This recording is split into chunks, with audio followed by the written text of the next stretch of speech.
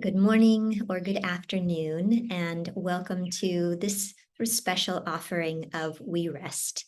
We've just, as a community, completed 28 days of rest practices, so systematic relaxation, yoga nidra offerings, and it's been really, really beautiful. I think more beautiful than I even anticipated that it would be.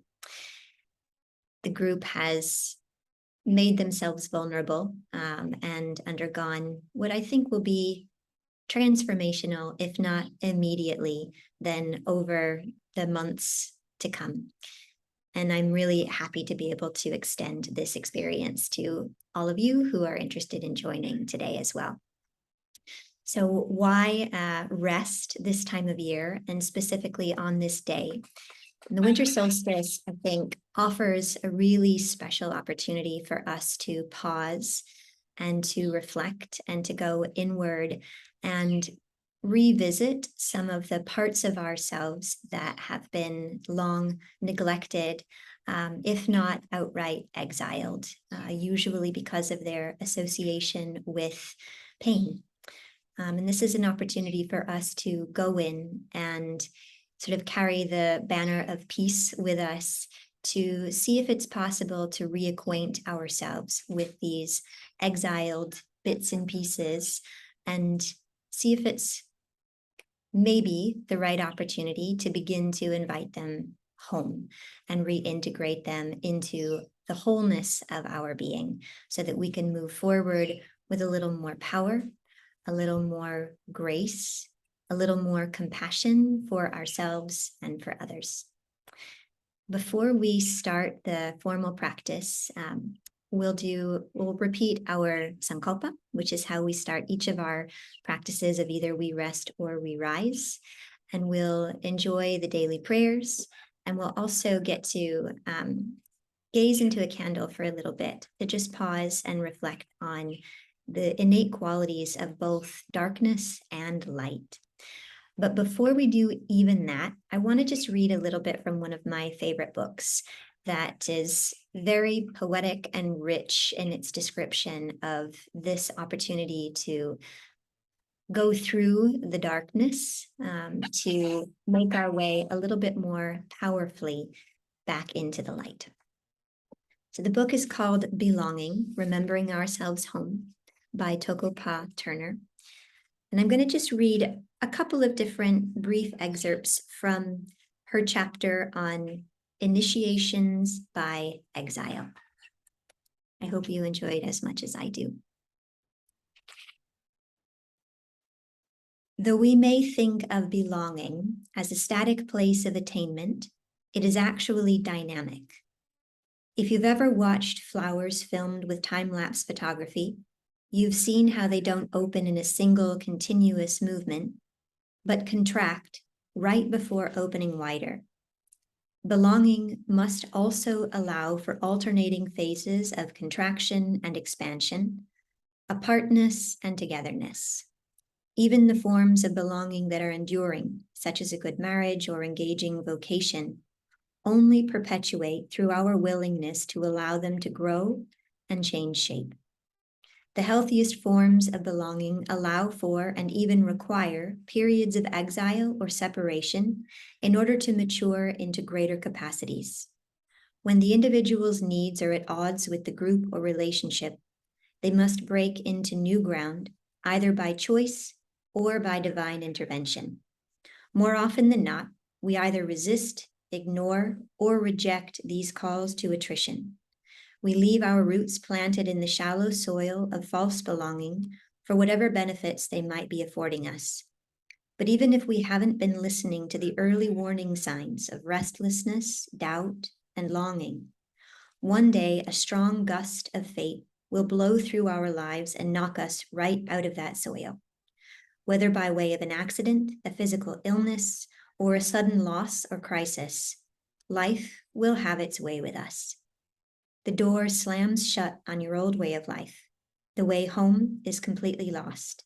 By home, I don't just mean a geography or culture, though that is an excruciating form of exile that millions of people are facing. I also mean the way things were, in a broader sense, a golden era, a cherished relationship, a role in your community or family, a career track, or even the ability of your own body. These are what I call initiations by exile, because as we discover in myths and fairy tales, every hero or heroine must endure a period of their own exile if they are to be initiated into the true medicine of their calling. Initiation often brings us into the core wounds of our past, inviting us through a portal in present time into the unresolved traumas of our own lives and those of our ancestral lines. Though exile can be the end of an established way of life for the initiate, through the mythic lens, it is a beginning, a turning towards the soul. Nobody goes willingly into initiation. By its very nature, initiation is a humbling of the will. It comes as a tsunami would, wild with nature, shattering us on all levels. And though every part of us may mount resistance to being changed, we are not meant to emerge intact. We are not meant to recover what has been revealed. Rather, we are meant to be disillusioned, dissolved, disappointed before any thought of rebuilding can begin.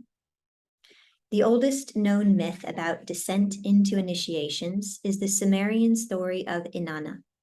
Predating male gods like Zeus, Inanna comes from Babylonian times when the goddess religions were still alive and well. She was the queen of heaven who descended into the underworld to see her estranged sister, Ereshkigal. Her sister insisted that she pass through 7 gates, as anyone entering the netherworld must do, until she was naked and bowed low. When finally the sisters met, Ereshkigal killed Inanna in a state of wrath.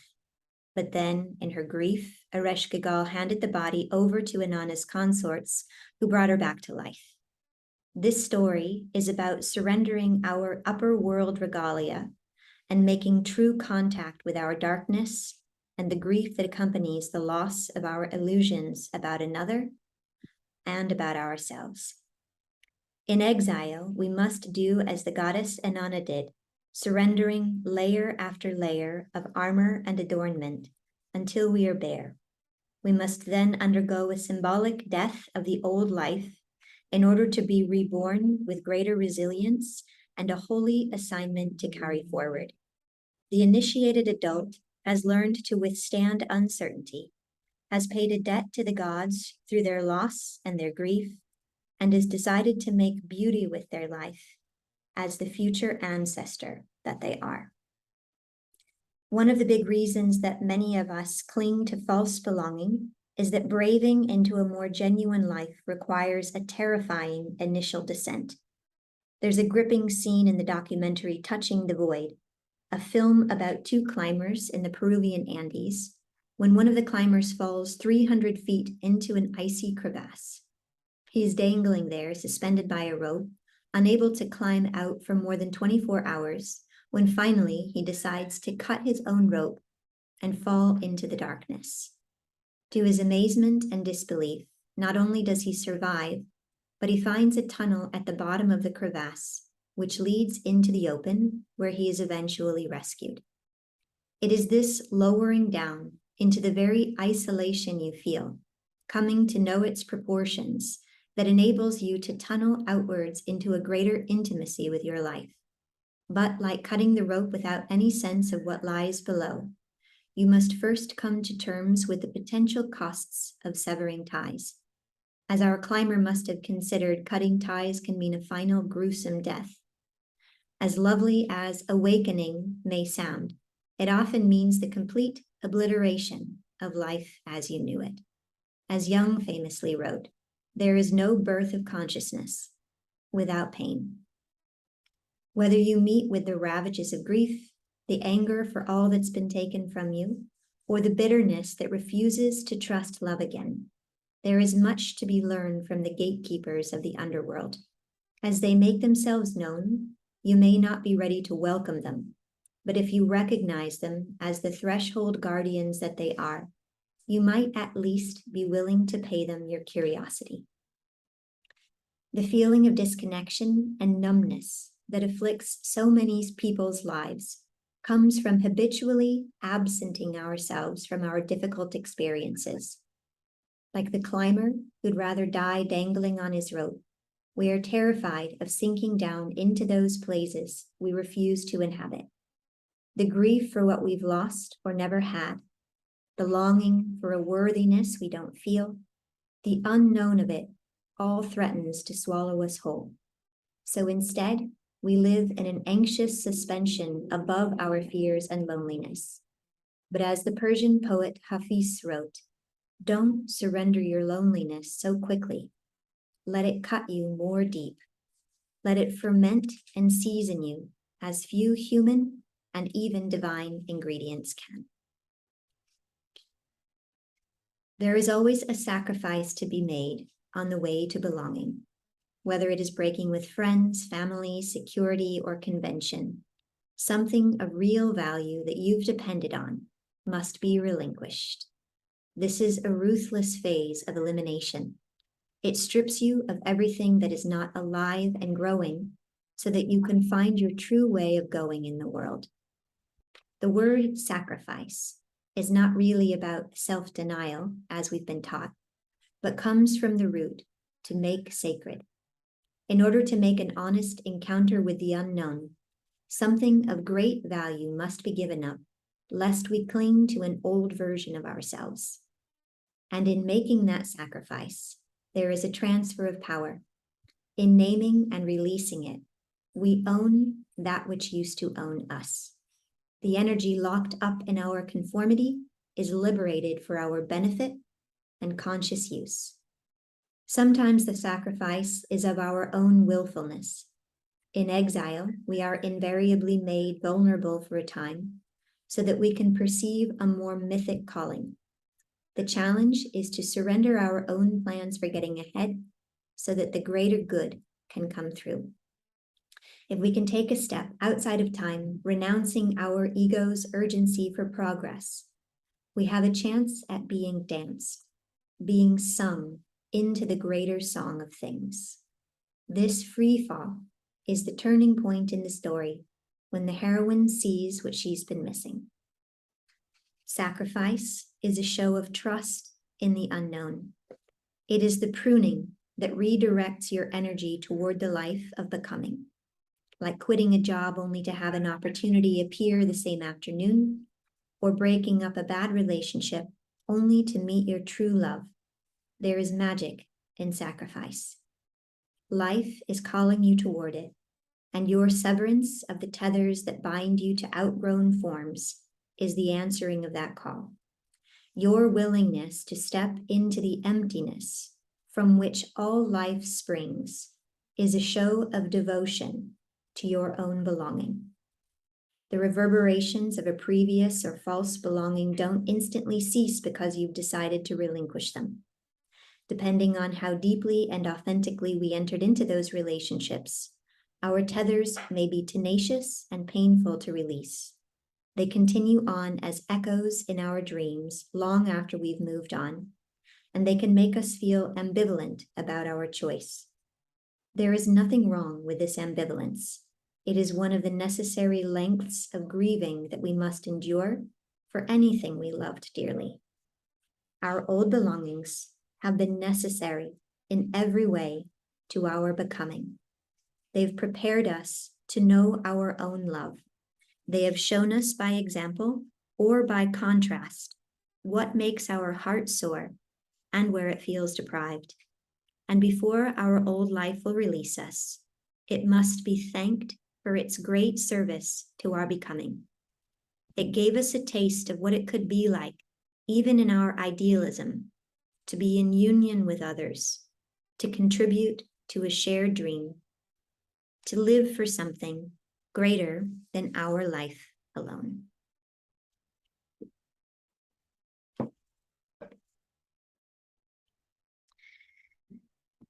So we'll formally begin our practice by repeating our sankalpa.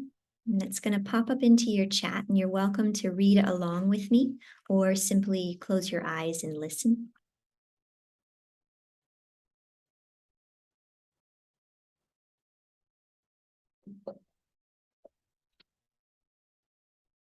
Today, as part of my dedicated practice, I resolve to heal through rest. May this experience infuse my mind with clarity and stability, and my heart with purity, love, and compassion. May the forces of creation, the sages of the tradition, and the enlightened masters who always seek out those stranded on the path witness my resolution and shower their blessings for a successful experience. Go ahead and light a candle if you'd like to. And if you don't have a candle handy, just find something in your immediate environment where you can rest your gaze and start to draw your senses into a single stream of awareness.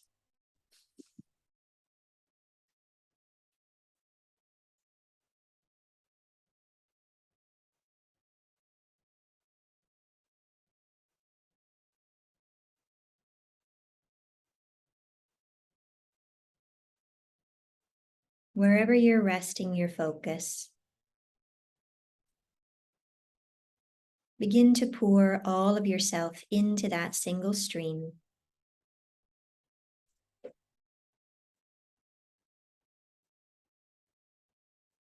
Gathering your senses.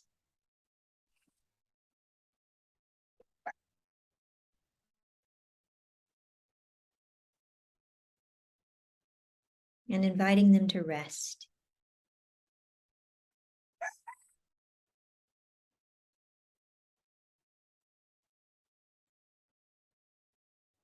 Retrieving yourself from your engagement with the external world.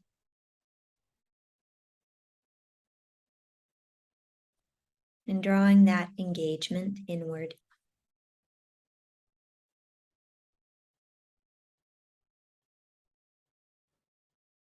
Allow the breath to begin to flow with a greater smoothness and steadiness.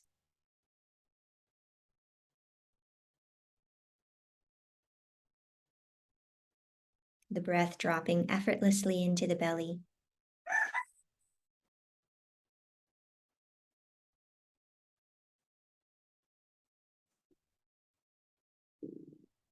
Simultaneously fulfilling and freeing.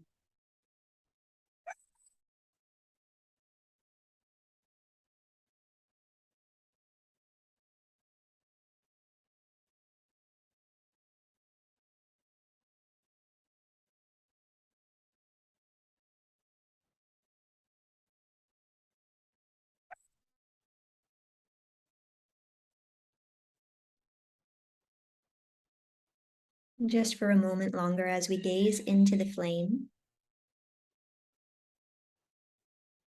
sense around the body a circle or an orb of radiant light. The outermost boundary of your personal universe, what we might call your pranic field. And take a moment to recognize that within the boundaries of this field, all is well. You are safe. You are cherished. You are loved. And you are held.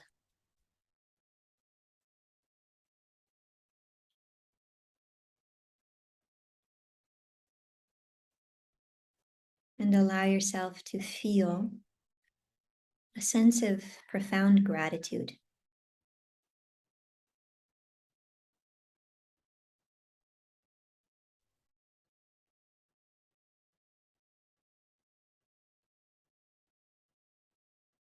And begin to soften into that gratitude as we recite our daily prayers of the Himalayan tradition. I'm going to adjust the sound settings so you'll probably hear some roosters in the background. but it will benefit the quality of prayers themselves.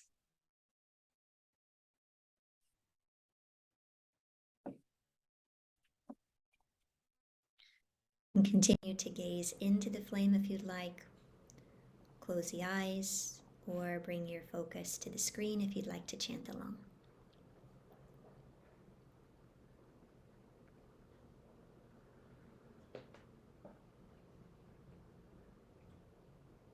One more inhale to prepare.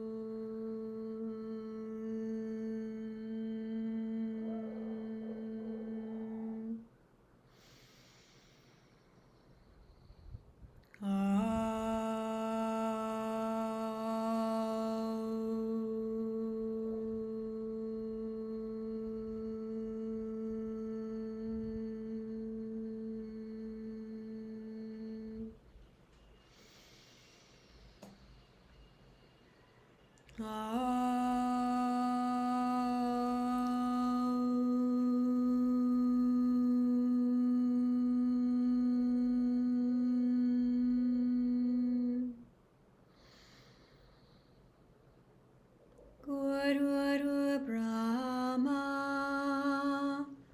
Guru Vishnu,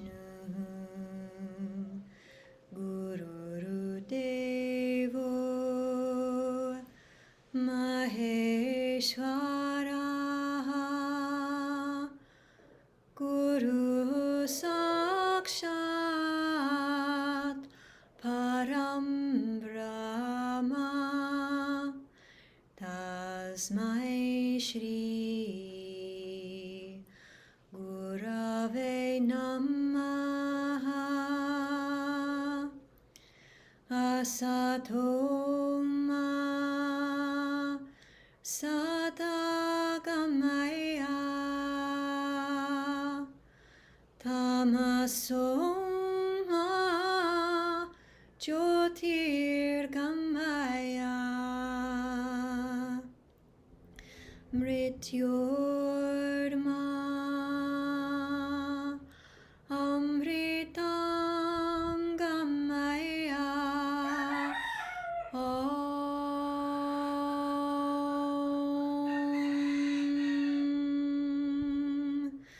Sahana Wawatu, Sahana Bunaktu, Sahaviryam Karawahai,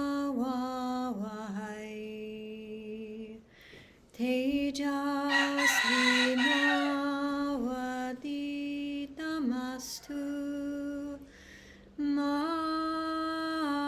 Vidvishawahai. Om Shanti Shanti Shanti.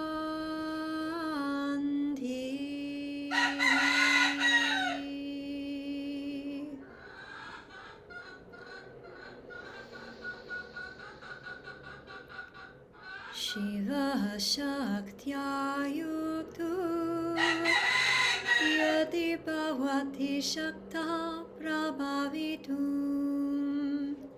Nache Devam Devo Nakalu Kushala Spanditumapi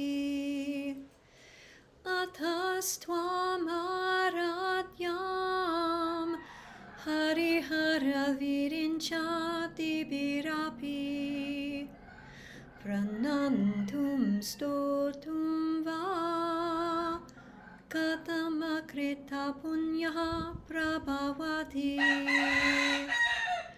Avidya Namanta Stimira Mihira Dvipanakari Jadanam Chaitanya Stabaka Makaranda Sruti Sritihi Daridranam chinta manigunanika janma jaladau nimagnanam damshtra muraribhuvarahasya bhavati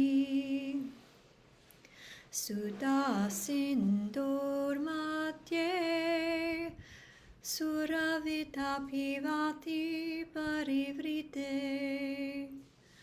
Manidvipe nipo Pavanavati chintamani grihe Shivakare manche Paramashiva paryanka nilayam Vajanti tvam danya Katichana chidananda lahari Om Shanti Shanti Shanti.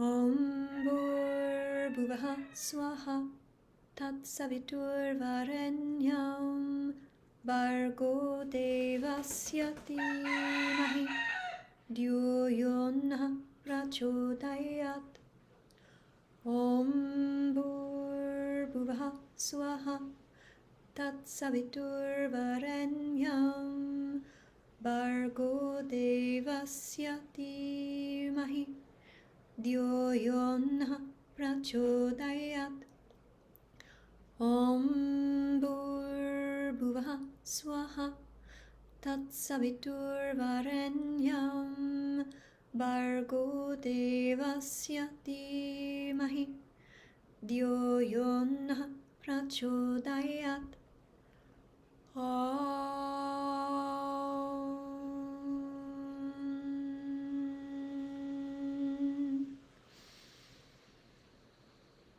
Om Triambakam Yajamahe Sugandhim Pushti Vardhanam Urvarukamiva Bandhanan Mrityur Mukshiyamamritat Om Triambakam Yajamahe Sugandhim Pushti Vardhanam Urvarukamiva Bandhanan Mrityur Mukshiyamamritat Om Triambakam Yajamahe Sugandhim Pushti Vardhanam Urvarukamiva Bandhanan Mrityur Mukshiyamamritat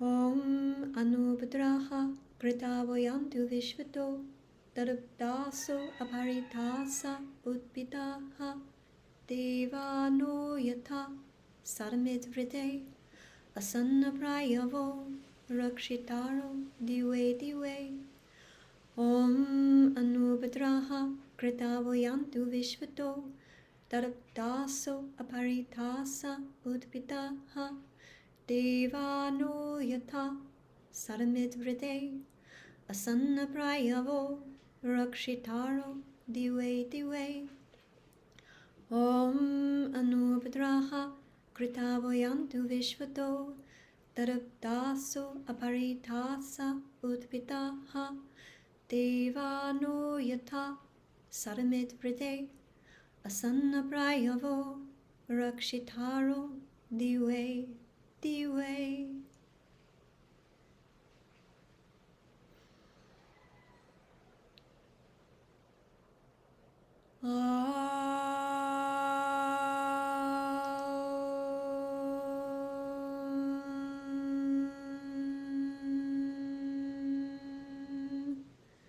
Shanti Shanti Shanti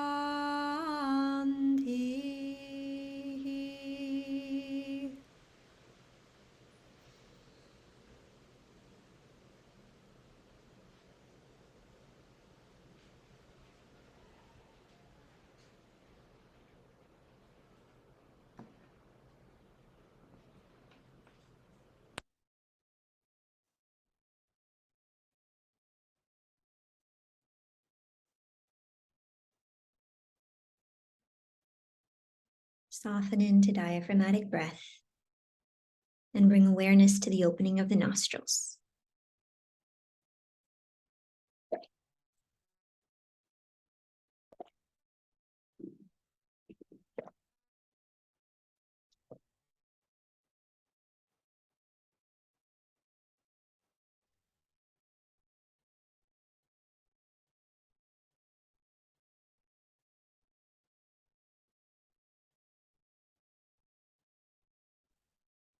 And with a resolve to invite all of yourself to this experience,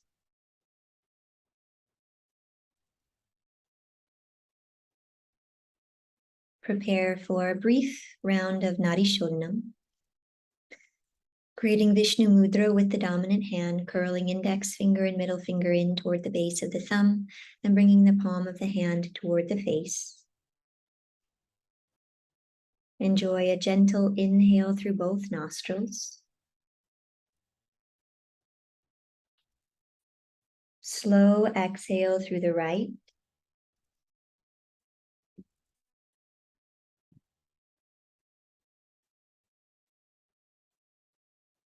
A brief pause at the bottom of the exhale, sensing an emptiness, a silent stillness. Slow inhale through the left nostril.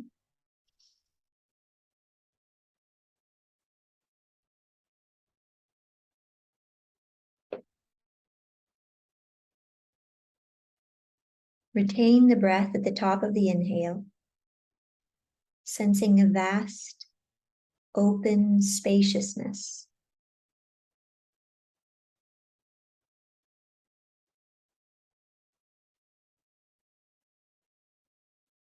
Exhale right.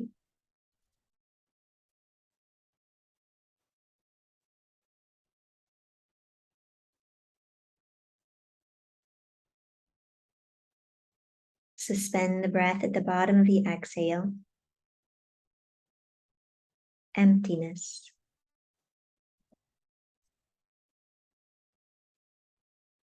Inhale left.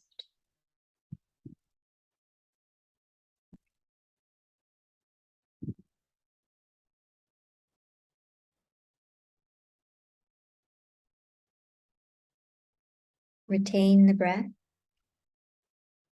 Spaciousness.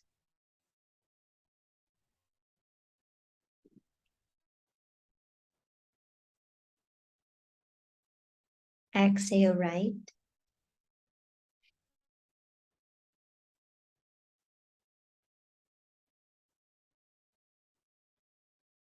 Suspend the breath.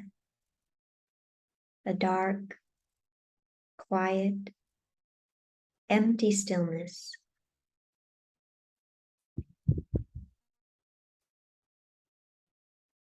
Inhale left.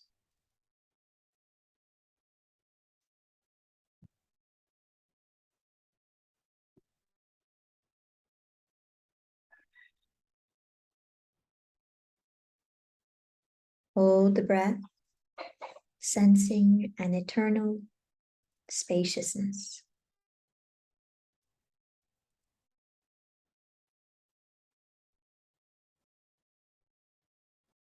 Exhale right.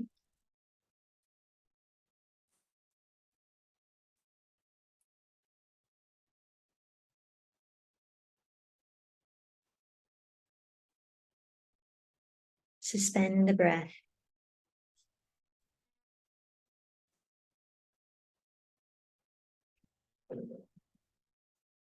Rest the hand. Breath flows effortlessly through both nostrils.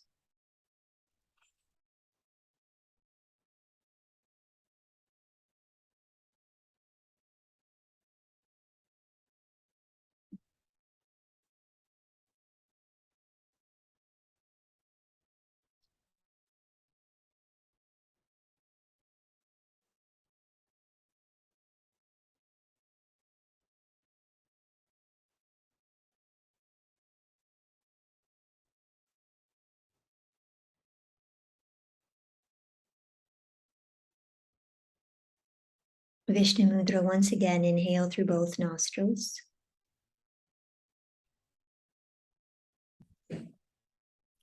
Slow exhale left.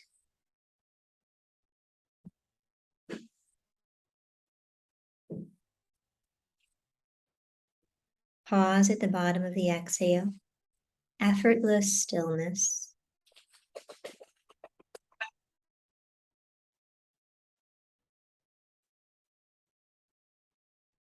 Inhale, right nostril.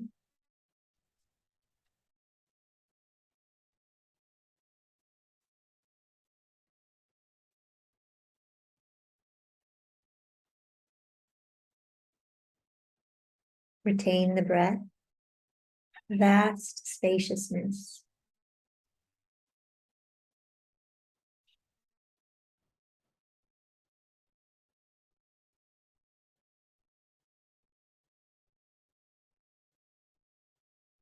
Exhale left.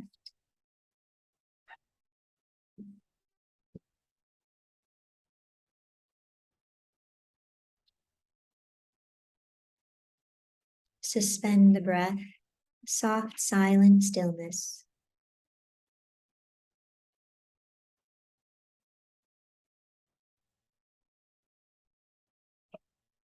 Inhale right.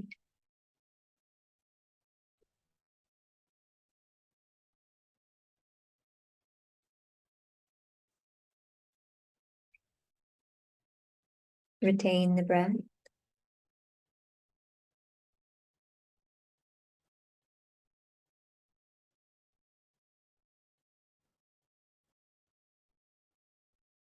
Exhale left.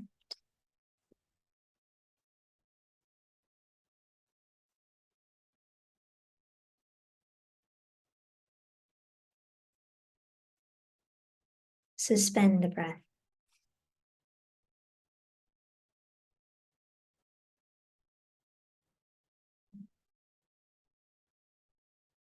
Once more, inhale right.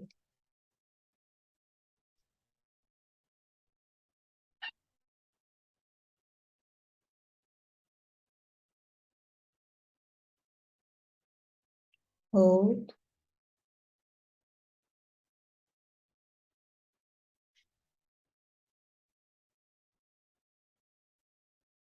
Exhale left.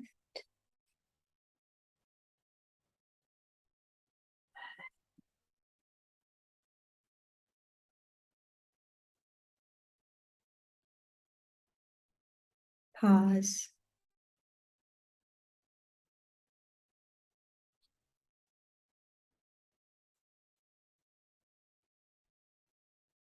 Release the hand. Breath flows through both nostrils evenly and effortlessly.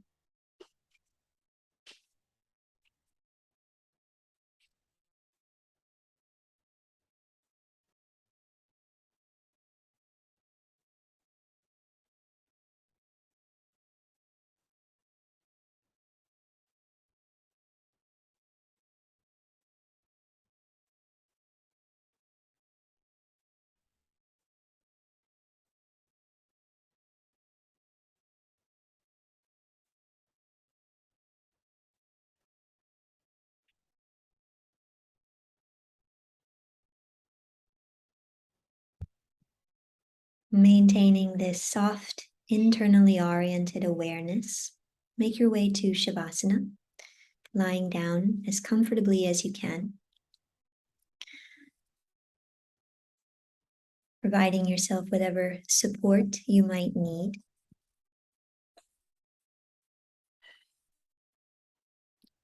Take your time.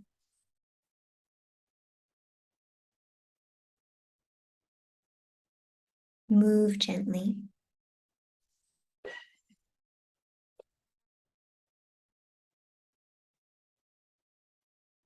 And once you're comfortable, bring awareness to the belly for a moment and just sense once again that smooth, steady, effortless rise and fall of the breath.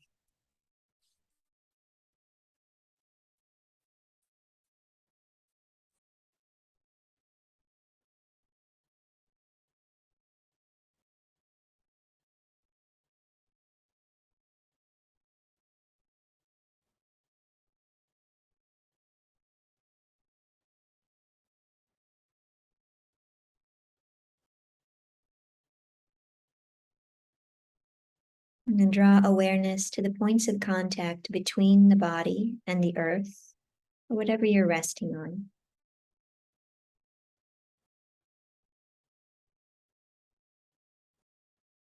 Back of the head, back of the shoulders and arms, maybe the backs of the hands,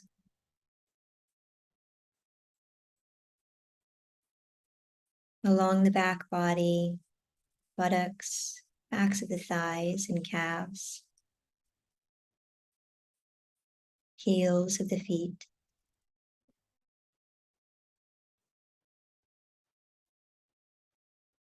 Awareness at these points of contact with the earth as the body effortlessly inhales.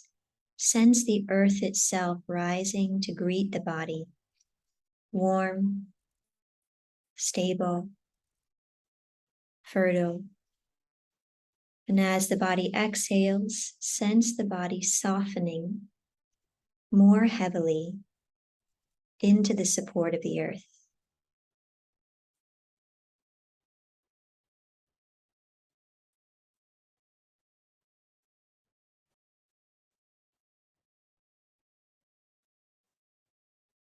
Continue with this breath. Earth rising to greet the body on inhale.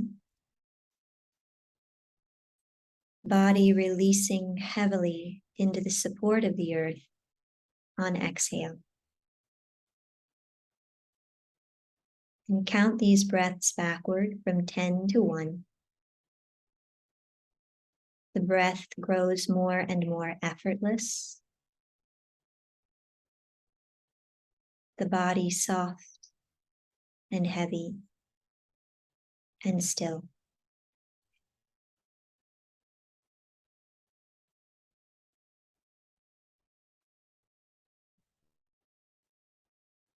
Dropping slowly, descending into the tender embrace of the earth. Dark and deep and silent and still.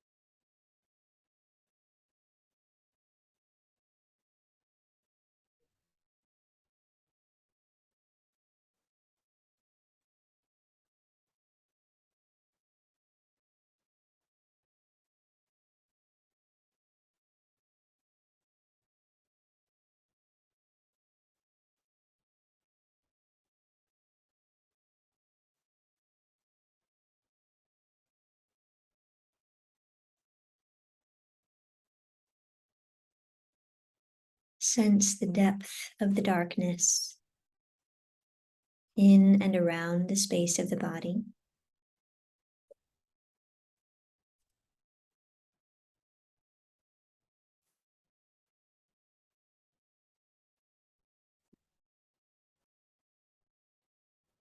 And draw awareness to the top of the head.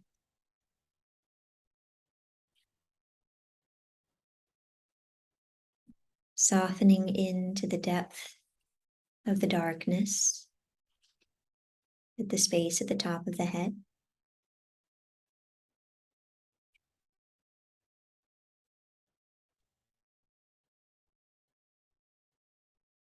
The sides of the head.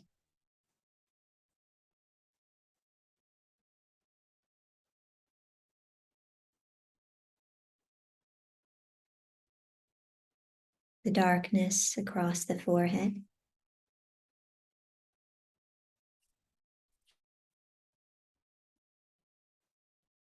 eyebrows,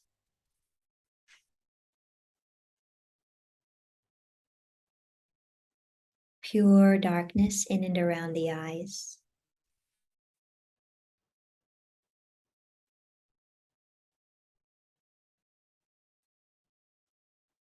cheeks,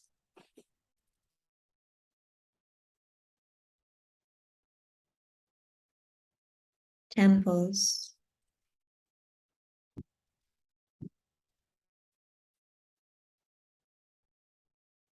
outer ears,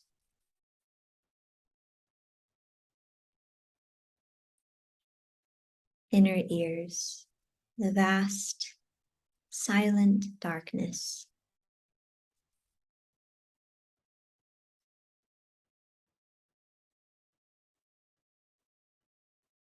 nostrils,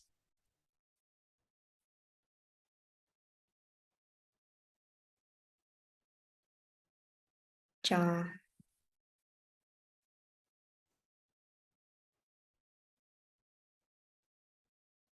lips,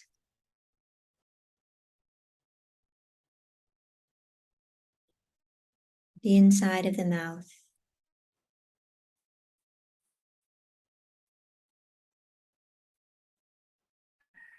tongue,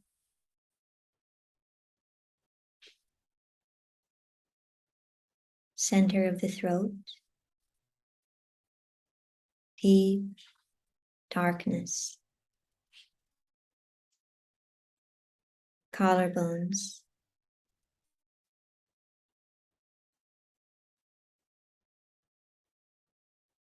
shoulders,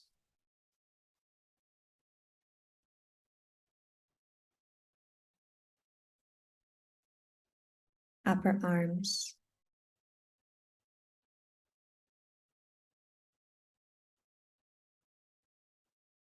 elbows,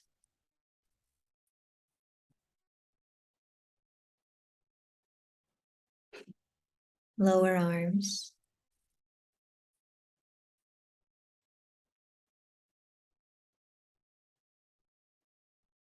wrists,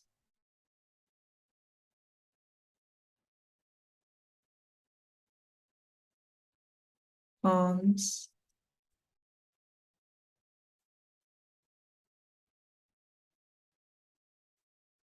base of the fingers,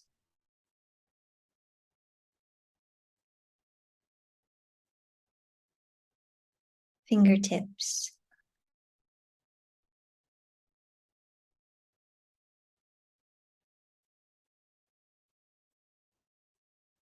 palms of the hands, darkness, empty, wrists,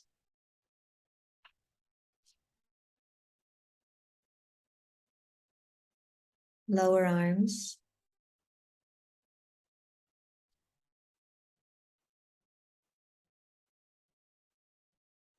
elbows,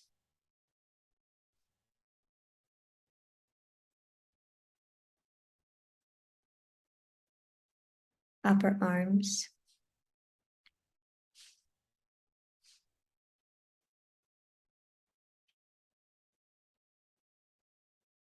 shoulders,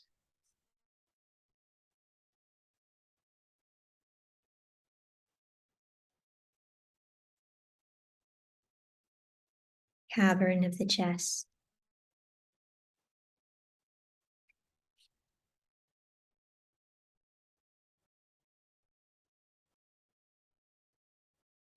heart,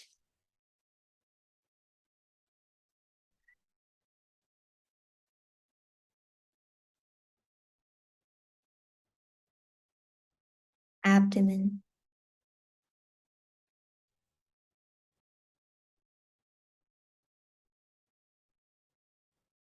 pelvis,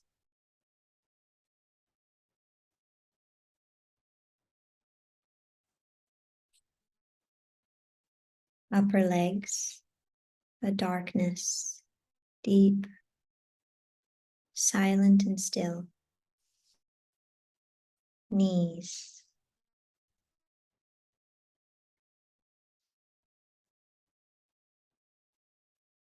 lower legs,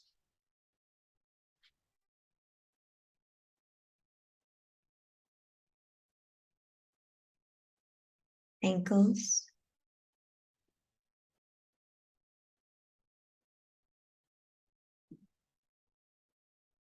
feet,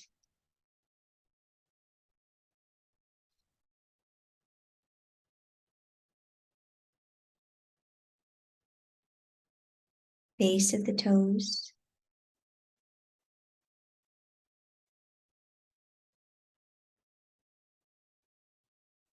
tips of the toes,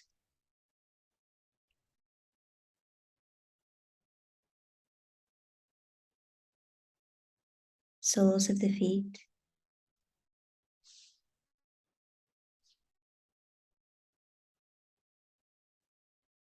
ankles,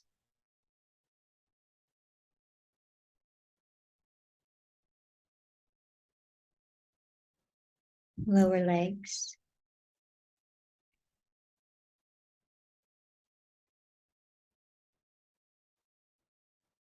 knees,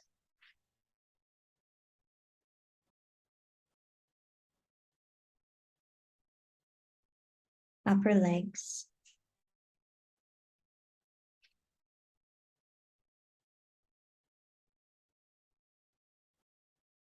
buttocks,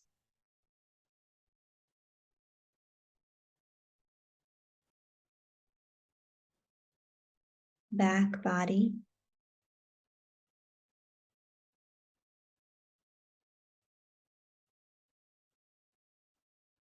back of the neck,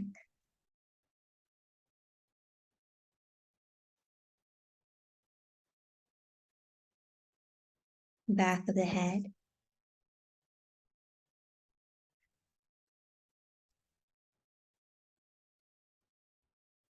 top of the head,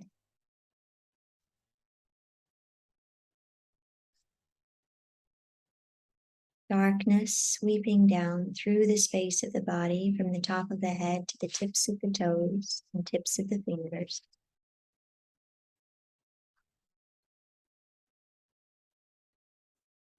And darkness sweeping back up through the space of the body from the tips of the toes to the top of the head.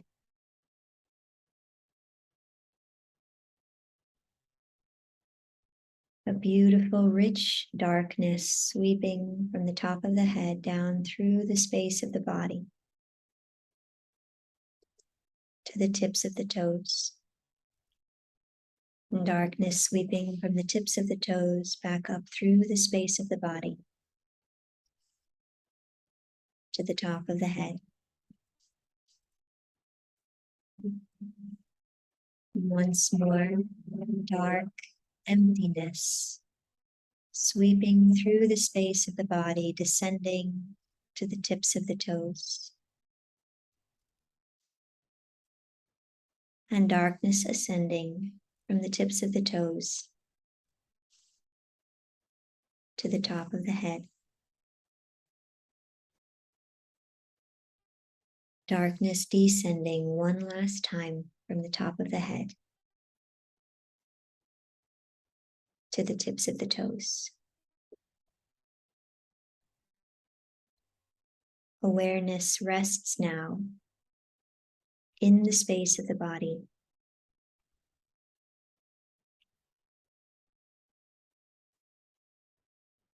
Empty,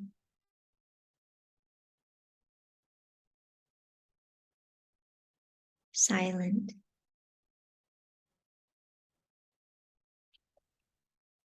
dark,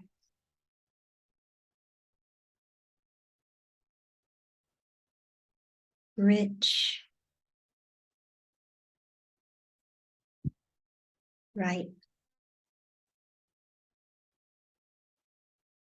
fertile,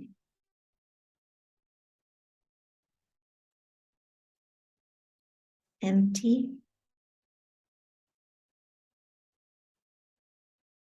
and infinitely full.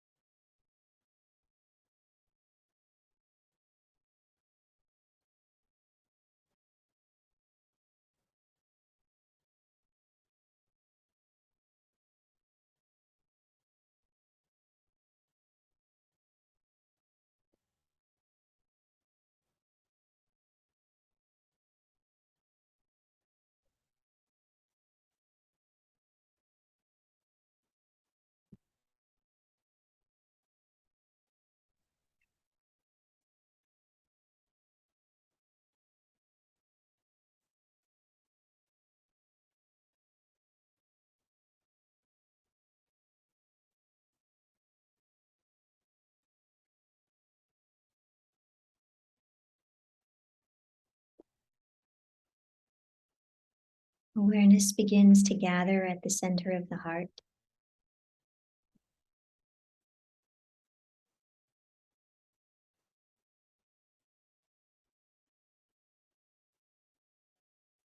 And from the depths of this darkness, begin to sense the most delicate pinprick of radiant light.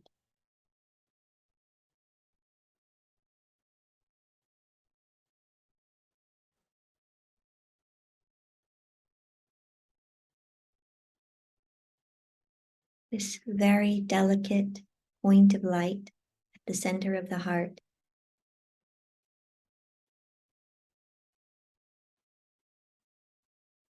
gently expands and contracts.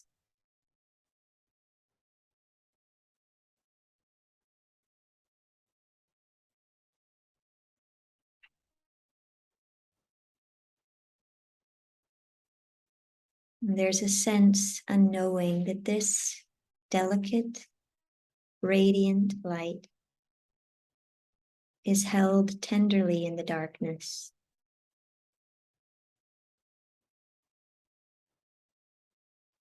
Nourished, nurtured, guarded, cherished.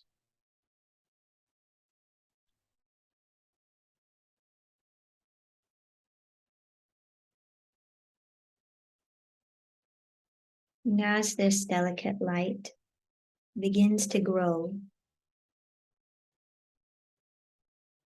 beams of light reach out into the darkness,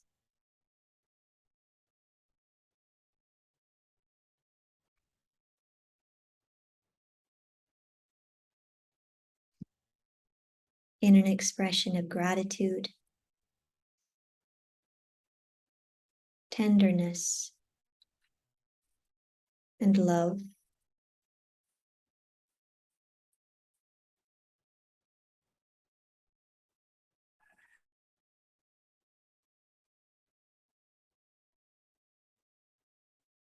Like the innate love a child has for its mother.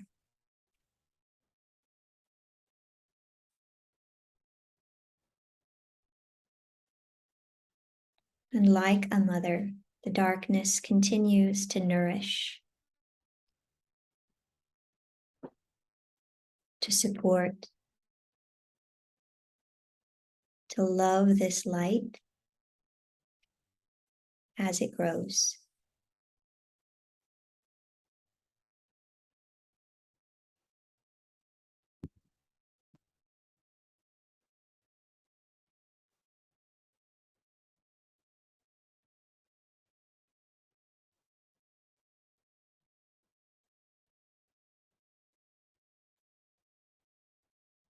For just a minute longer, continue to feel into this loving, symbiotic relationship between the dark and the light,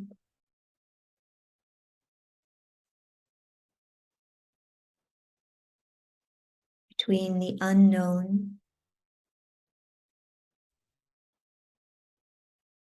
and knowing, between the vast, infinite field of possibility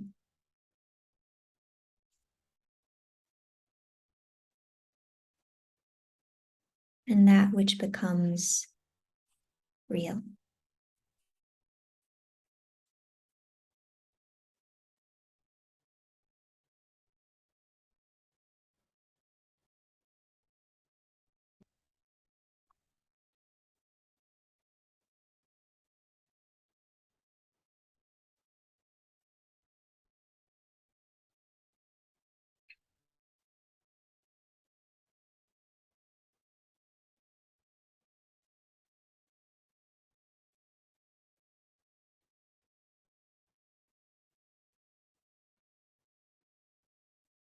As this light continues to expand,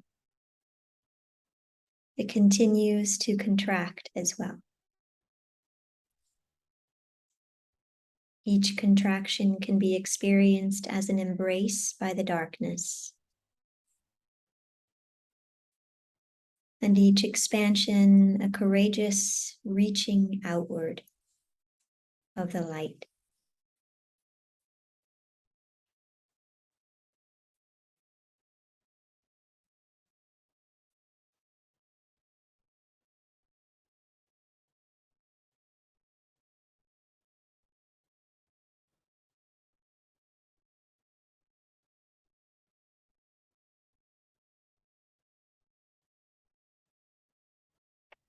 Awareness gradually returns to the breath.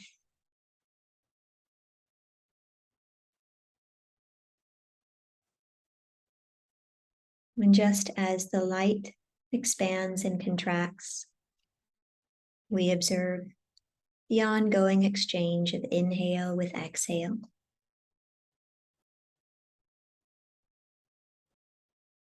And we recognize and appreciate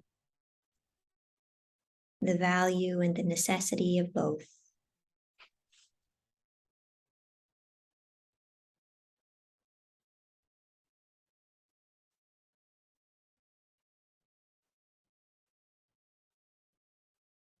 And as the breath grows full and increasingly conscious, movement begins to return to the body.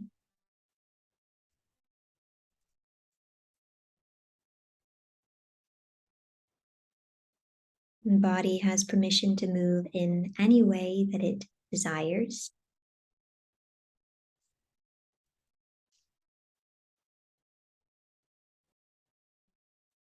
Exploring the space in which it is held.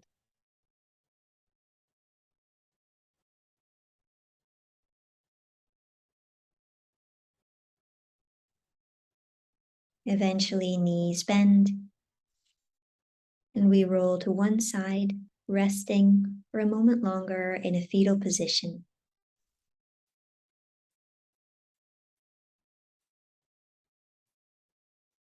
Recognizing here the transition between two more seemingly opposite yet complementary states of being. Rest and wakefulness.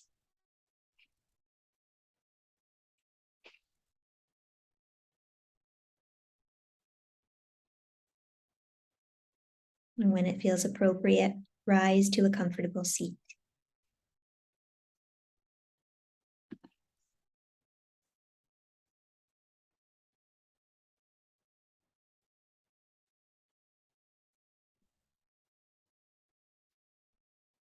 And take another moment here just to continue to feel into the breath, feel into the body,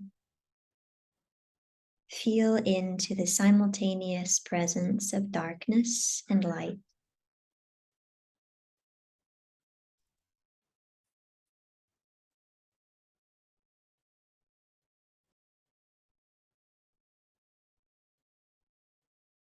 And allow for a profound sense of gratitude for the darkness, for the way in which it nourishes the light,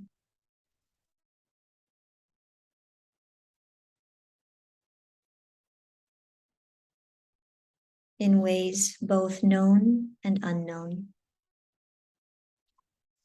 in ways which are understood and remain a mystery.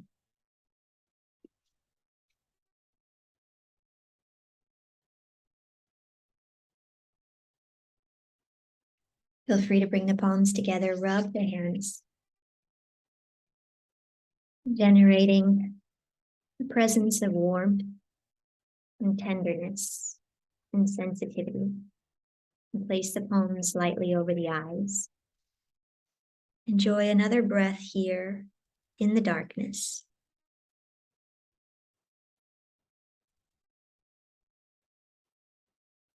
And when you're ready, invite the eyes to blink open and slowly move the hands away from the face as you consciously make your way back into the light.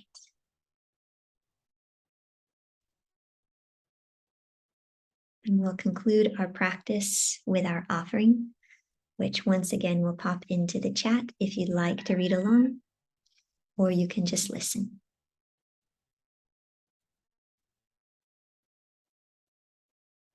Due to the innate quality of the building blocks of my body, senses, and mind, or due to habits and strong impressions of the past, I may not have attended my rest in as deep and pristine a manner as my inner being intended.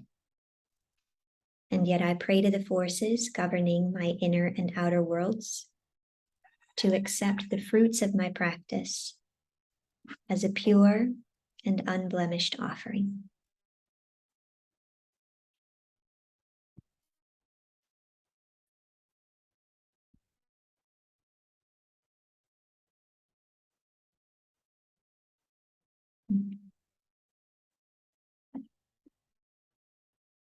Thank you, everyone, very much for being here.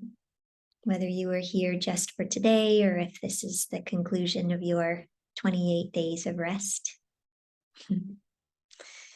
I so appreciate your willingness to show up in this way.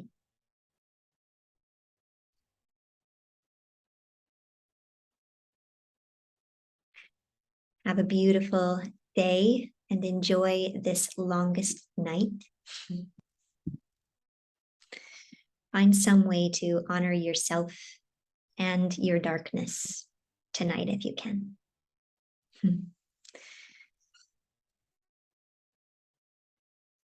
Love you all. See you soon.